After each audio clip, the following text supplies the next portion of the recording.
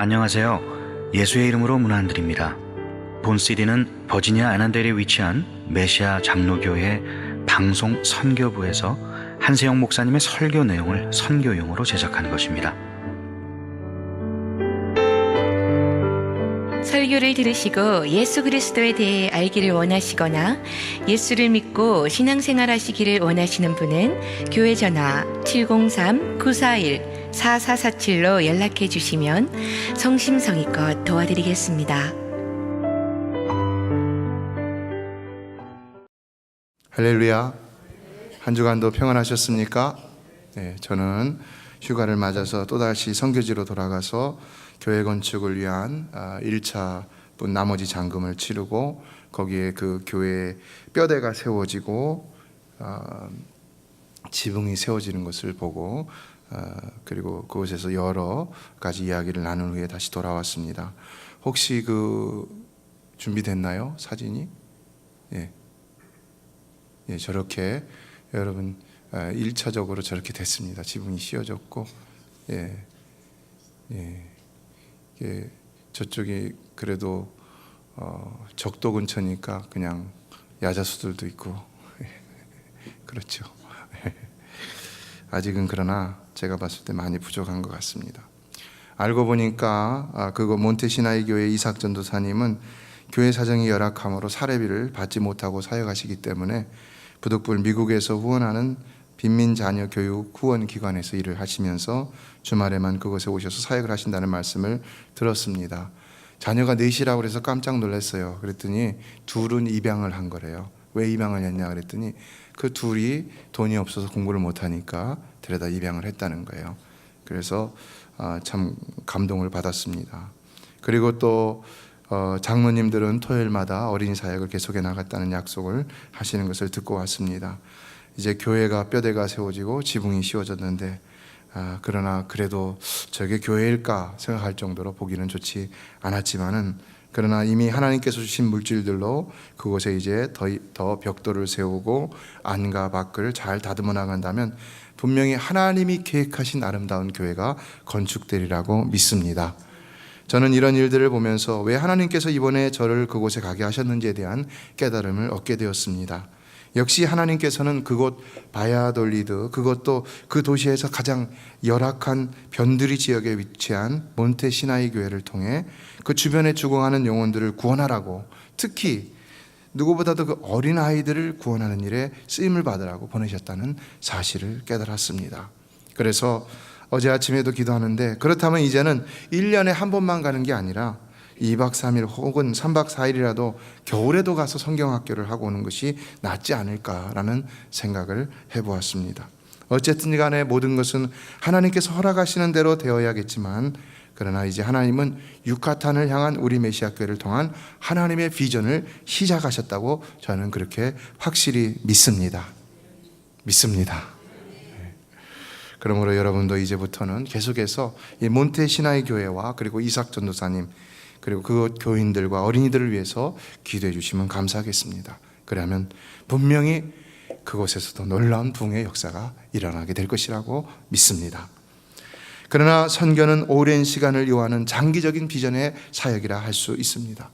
성격이 급한 우리들은 무언가를 해놓고 금방 가시적인 성과를 기대하지만 그러나 선교를 성공적으로 진행하고 있는 분들을 보면 금방 무엇을 거두려고 하는 것이 아니라 오랜 시간 물질과 사랑과 기도와 희생의 눈물과 정성을 쏟아놓으면서 거기서 아주 찰지고 알찬 열매들을 거두게 되는 것을 볼 수 있습니다. 지금부터 50년 전 에콰도르 정글 해안에서 와카족의 창에 찔려 5명의 선교사가 희생이 되었습니다. 와카족은 어떤 종족이냐? 지구상에서 가장 잔인한 부족 사회로서 종족 분쟁으로만 무려 60%가 살해가 된 그런 아주 비참한 이렇게 아주 잔인한 종족이라는 것입니다. 그런데 이때 죽은 이 5명의 순교자 중에 네이 세인츠라는 선교사님이 계셨는데 그때 당시 그에게 5살 난 아들 스티브가 있었다는 것입니다. 그 아들이 그걸 본 거예요. 그래서 그 아버지가 비참하게 죽는 것을 보고 결국은 정글을 떠났다는 것입니다. 그리고 이제 얼마 시간이 지나서 다시 돌아왔는데 왜 돌아왔느냐? 보복하기 위해서 돌아온 것이 아니라 놀랍게도 이들을 살리기 위해서 돌아왔다는 것입니다. 그래서 약품을 가지고 왔습니다. 그리고 거기서 자기 아버지를 죽인 민카에라는 사람을 만나는데, 이 민카에가 자기가 내가 네 아버지 죽였다라고 말하면서 네가 원한다면 내 목숨을 죽이라 막 위협하면서 목을 내밀면서 협박을 했다는 것입니다. 그때 이 스티브가 이런 말을 했다는 것입니다. No one took my father's life. He gave it. 누구도 내 아버지를 죽이지 않았습니다. 다만 그가 스스로 목숨을 내어준 것입니다. No one took my father's life. He gave it. He gave it. 참 놀라운 말이죠. 그러나 이건 지어낸 말이 아니죠. 사실 선교사님들이 선교를 떠날 때는 이미 그들의 생명을 선교지에 바치기로 작정하고, 그렇죠? 그리고 선교를 떠나는 것이죠.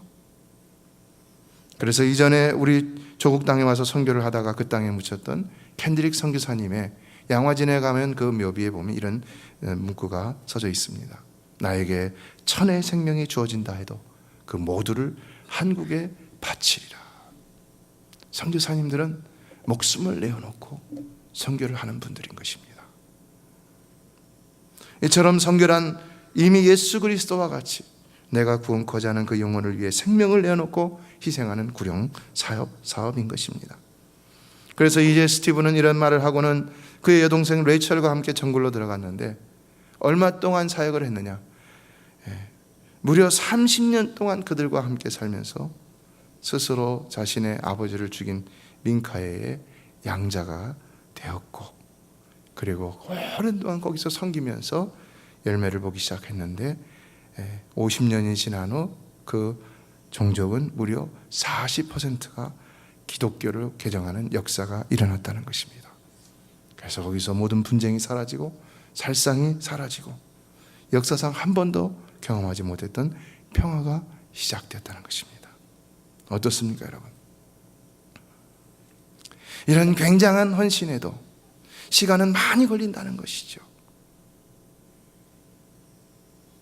우리의 선교는 어쩌면 그것이 30년, 50년, 100년이 걸릴지도 모르겠습니다. 그러나 중요한 것은 무엇이겠습니까? 그렇기 때문에 오늘 우리는 당장의 뚜렷한 가시적인 성과의 열매가 나타나지 않는다 할지라도 늘 인내하면서 매 순간 마땅히 해야 할 바를 포기하지 않고 계속해 나가야 한다는 것입니다. 이에 오늘 성경은 우리에게 아주 중요한 신앙생활과 사역의 진리 하나를 말씀하고 있습니다. 다시 한번 읽겠습니다. 시작. 우리가 선을 행하되 낙심하지 말지니 포기하지 아니하면 때가 이름에 거두리라. 사랑하는 성도 여러분, 우리의 선한 일은 포기되지만 않는다면 반드시 선한 열매를 거두게 될 줄로 믿습니다. 그렇다면 왜 우리가 시작한 선한 일들이 열매를 거두지 못한다는 것입니까? 그것은 우리가 중도에 포기하기 때문이라는 것입니다. 왜 중도에 포기하는 것이겠습니까? 그것은 우리가 전에 사용하던 개역 성경을 보면 더 잘 알 수가 있습니다. 개역 성경은 본문을 이렇게 번역을 했습니다. 우리가 선을 행하되 낙심하지 말지니 피곤하지 아니하면 때가 이름에 거두리라 그랬어요. 이에 여기 피곤하지 아니하면이라는 단어를 현재 우리가 사용하고 있는 개정개역 성경은 포기하지 아니하면이라고 바꿔 번역을 하고 있는데요, 헬라어 원문 성경을 보면 오히려 에클루오메 노이라고 해갖고 육체적인 지침, 피곤함을 나타내고 있습니다. 그러니까 우리가 선한 일을 하다 포기하는 이유는 무엇이라는 것을 지적해주고 있다는 것입니까? 그것은 바로 우리의 육체가 지치기 때문이라는 것이죠. 육체가 피곤하기 때문이라는 것이죠. 그럴 수 있습니까? 없습니까? 마음은 원인데 열심히 하려고 하는데 육체가 피곤하고 지칠 때가 있어요. 그럼 못하게 되는 거죠. 저는 그걸 하면서 그런 걸 느낄 때가 많이 있습니다. 아무리 믿음이 좋은 사람이라도 주의 일을 하다가 육적으로 지칠 수 있고, 전도를 하다가 선교를 하다가도 피곤하여 지칠 수 있고, 그래서 포기할 수 있다는 것입니다. 이것이 스스로 힘이 또 바닥이 난다든지, 아니면 어떤 자원이 바닥이 난다든지, 아니면 어떤 대상에 부딪혀갖고 거기서 피곤함을 느끼고 거기서 지치게 되고, 이런 여러 가지 원인이 있겠지만은 누구든지 이런 일이 있을 수 있다는 것입니다. 이번에도 저희가 사역을 하다가 좀 맥이 빠지는 일이 있었습니다. 왜냐하면 우리는 정말 열심히 열정을 가지고 아침마다 기도하고 나갔는데 이 현지인들이 너무나 아니라고 태만한 태도를 보이는 거예요.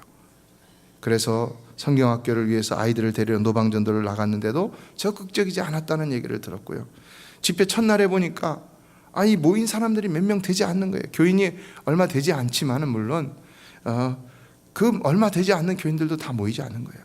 그래서 그때 다녀오신 선교사님이 막 그걸 보고는 뭐 그분들에게 뭐 자극적인 얘기를 좀 했는 것 같아요. 그랬더니 그 다음날 저녁에 보니까 막 그 자리가 꽉꽉 찬 거예요. 이것을 보면서 저희는 솔직히 한때 과연 우리가 이런 곳에 선교를 해야 하는가? 우리가 아침에 모여서 쉐어링을 하면서 그런 얘기도 했었습니다. 이런 의구심까지 들 때가 있었습니다.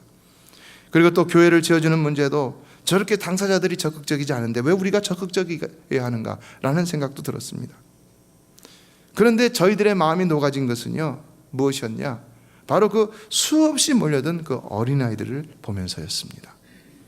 그 초롱초롱한 눈빛으로 선생님들의 말씀을 하나도 흘리지 않던 그 아이들이 이제 우리가 떠나가면 어떻게 될 것인가?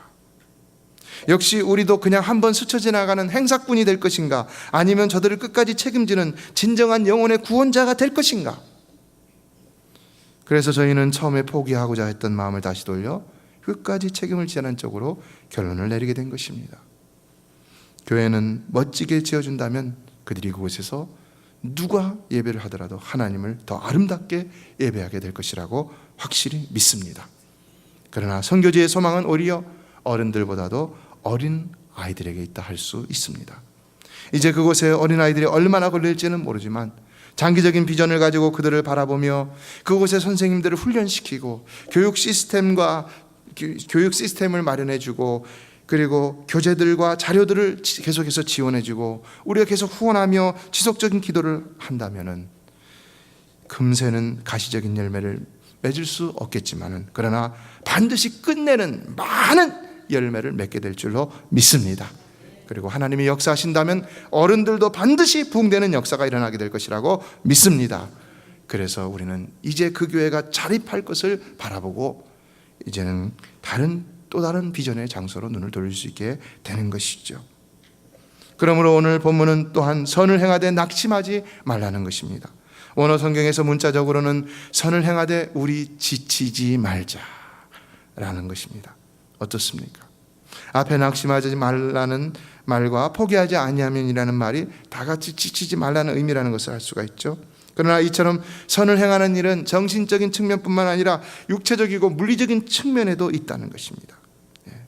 따라서 이같이 선을 행함에 있어서는 반드시 지치는 일도 생길 수 있다는 사실을 말하고 있는데, 그렇다면 여기서 말하는 선을 행하는 일은 구체적으로 무엇을 말할까요?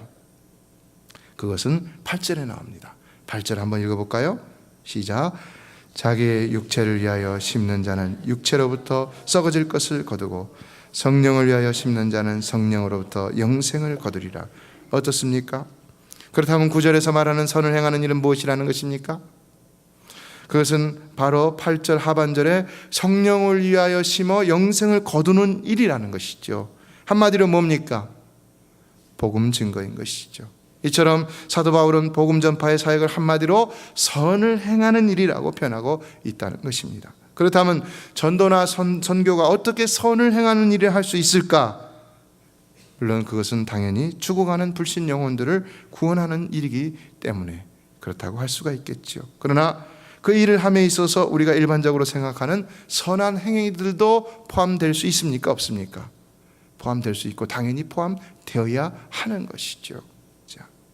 일반적으로 선교를 함에 있어서는 기도도 많이 필요하지만 그러나 또한 그에 못지않게 물질도 많이 필요한 것이 사실입니다. 물론 이 물질도 우리가 기도할 때 우리가 이미 경험한 바와 같이 하나님께서 공급해 주시지만 그러나 그것을 선교를 위해 사용함에 있어서는 마치 그들을 구제하는 것과 같이 생각하지 않으면 안 된다는 것입니다. 구제, 뭡니까? 구제는 대가를 바라고 베푸는 것을 말하는 것이 아닌 것입니다. 구제는요, 대가를 바라지 않고 베푸는 것을 구제라고 말하는 것입니다. 예를 들면 여러분이 차를 타고 가다가 구걸하는 사람을 만나서 돈 몇 푼을 넣어줬다고 해서 그 사람에게 그에 대한 대가를 달라고 요구할 수 있습니까? 없습니까? 그건 구제가 아니죠. 그건 비즈니스죠. 또한 여러분이 어떤 선교단체에 기부를 하고 나서 그에 대한 대가를 요구하지는 않을 것입니다. 구제는 이와 같은 것을 구제라고 말하고, 이의 선교도 마찬가지로 대가를 구하지 않고 그저 베풀기만 구제와 같은 선행이라고 할 수가 있다는 것입니다. 그러므로 어떤 분들에게는 이것이 그저 낭비와 같이 아깝게만 여겨지기도 하기 때문에 때로는 시험이 오기도 하는데, 그러나 분명한 것은 그래도 선교는 이런 방법을 통해서 해야 한다는 것입니다. 이런 방법을 통해서. 어떻습니까? 어찌 보면 이것이 선교의 약점처럼 보이기도 하죠. 그런데 오늘 본문 사도를 통해서 사도 바울은 이것에 대한 보완책이자 해답을 주고 있습니다. 무슨 말입니까?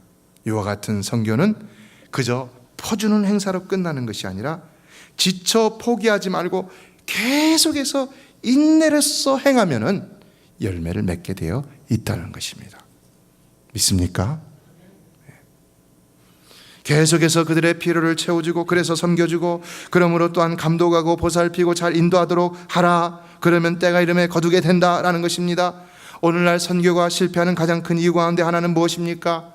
선교를 하나의 일시적인 이벤트로 한다는 것입니다. 또 그렇기 때문에 당장의 가시적인 성과를 요구한다는 것입니다. 너 단기 선교를 나가갖고는 와, 옛날에 보니까요, 중국에서는 노방전도 하면 안 되는데 그거를 막 나가 하고선 사진을 대장만하게 찍어갖고 와갖고 돌아왔는데, 나중에 거기서 현지 선교사님들이 얼마나 곤욕을 치르는지 모릅니다. 왜 그 선교를 그렇게 해야 됩니까?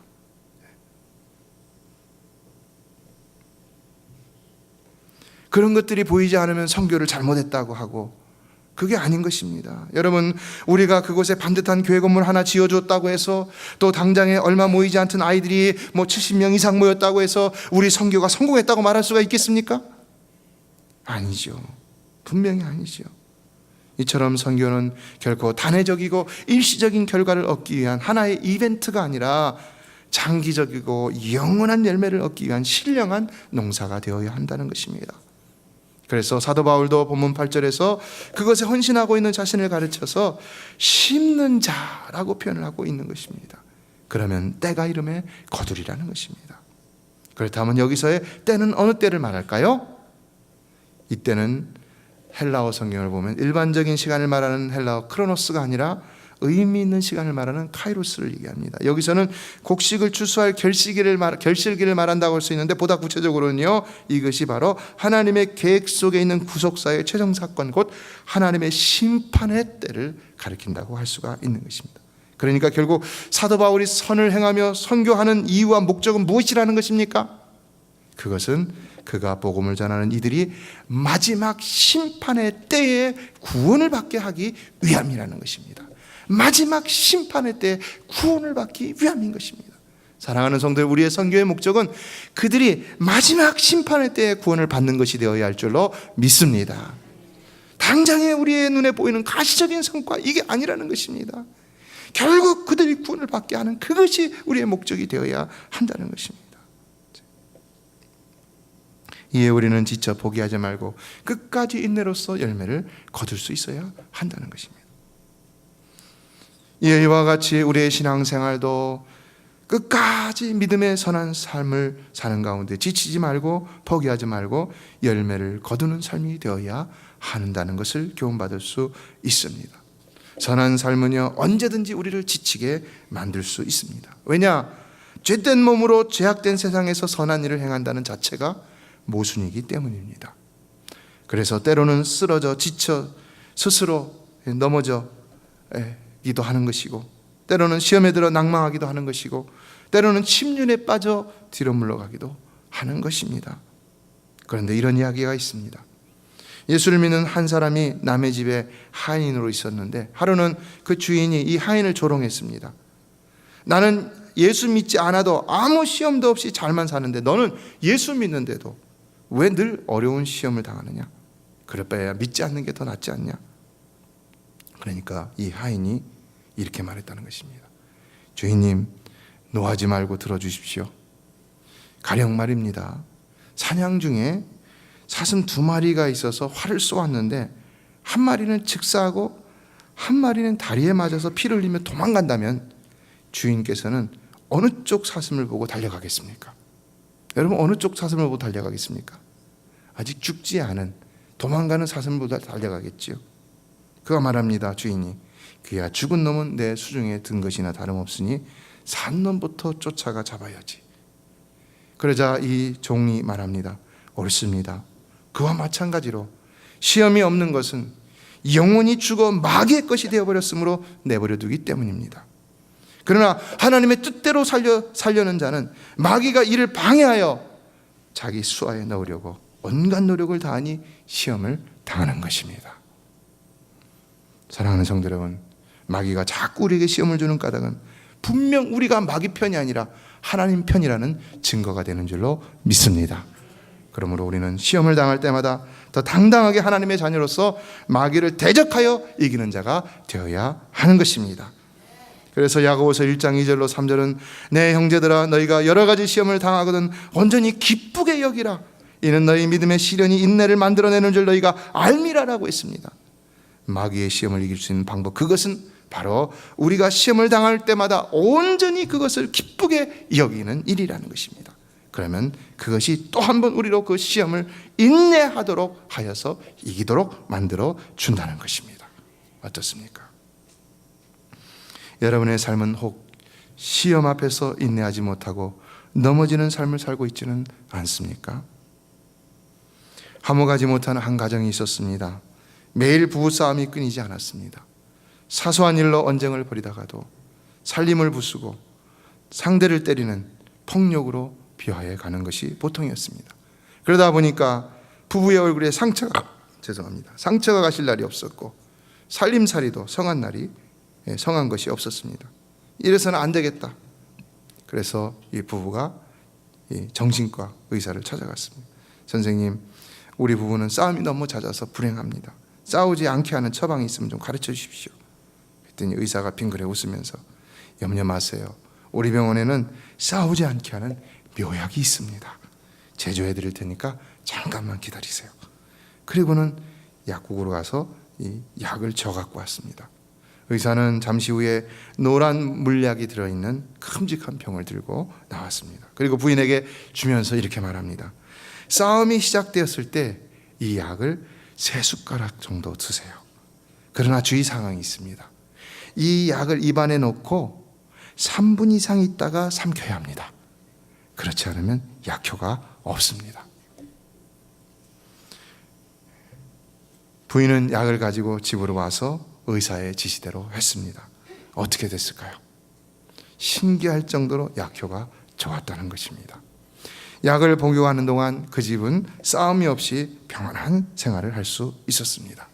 그리고 얼마가 지나서 약이 다 떨어졌습니다. 그래서 이제 부인이 다시 의사를 찾아가서 선생님, 지난번 좋은 약을 지어주셔서 감사합니다.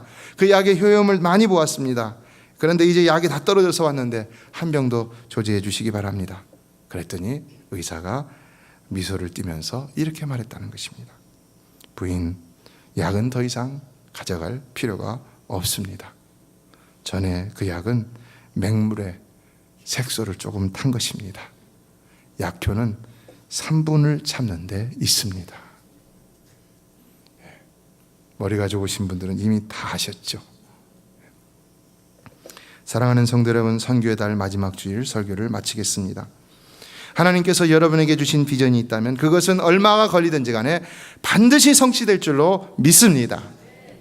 그것이 선한 것이라면 그러므로 어떤 경우에도 포기하지 마시고 시간이 걸리더라도 꼭 인내로서 끝까지 이루시기를 주의 이름으로 축원합니다. 인생은 삶의 방향을 어떻게 잡느냐에 따라서 그 삶의 결과도 확연히 달라질 수가 있는 것입니다.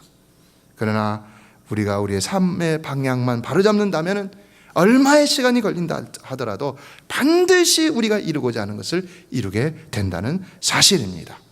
이에 여러분의 삶의 방향은 분명 하나님의 나라와 하나님의 의를 위한 삶의 방향이 되시기를 주의 이름으로 축원합니다. 그래서 오직 하나님 나라를 위해서 사시기를 바랍니다. 그러면 여러분의 삶이 형통할 줄로 믿습니다.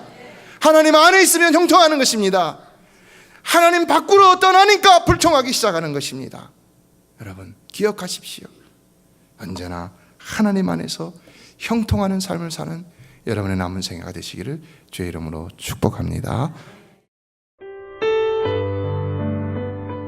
메시아 장로교회는 아난데일 236 리틀 리버 턴파이크 선상에 있으며 디자인 안경과 알라딘 서점 옆에 있습니다. 주소는 4313번 마크햄 스트리트, 애난데일, 버지니아 22003입니다. 성경은 주 예수를 믿어라. 그리하면 너와 내 집이 구원을 얻으리라 하셨습니다. 이 CD를 들으시는 분께서 예수를 믿지 않으셨다면 꼭 예수를 믿고 죄악된 세상에서 구원을 받을 수 있도록 기도하겠습니다.